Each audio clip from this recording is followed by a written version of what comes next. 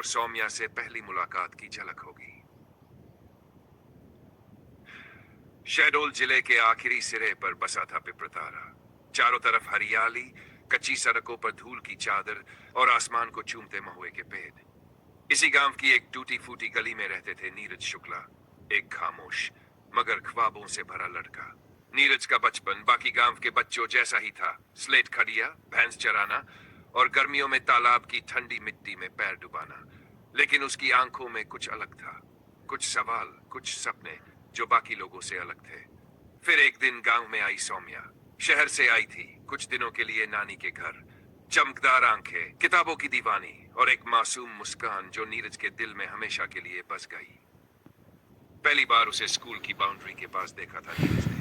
हाथ में मालगुडी डेज की किताब थी और आंखों में एक अनजानी दुनिया की झलक। उस दिन से नीरज का हर दिन सौम्या के इर्द गिर्द घूमने लगा। गांव की हर गली, हर नुक्कड़। उस दिन सौम्या गांव के स्कूल के बाहर आम के पेड़ के नीचे बैठी थी, हाथ में वही मालगुडी डेज, लेकिन इस बार चेहरा किताब से ज्यादा बादलों की ओर था। नीरज पास से निकला, लेकिन इस बार नजरें मिली और मुस्कान भी। कुछ पल की खामोशी के बाद सौम्या ने ही पूछा, तुम हर रोज यहां से निकलते हो ना? नीरज थोड़ा सकपकाया, मगर बोला, हाँ, हवा लेने आता हूं। अच्छा, हवा सिर्फ स्कूल के पास ही चलती है। उसकी मुस्कान में मजाक भी था, मासूमियत भी। नीरज पहली बार किसी लड़की से इस तरह सीधे बात कर रहा था, लेकिन उसे अजीब सुकून महसूस हुआ। तुम्हारा नाम क्या है? सौम्या ने पूछा। मैं सौम्या, उसने कहा, जैसे नीरज को पता न हो।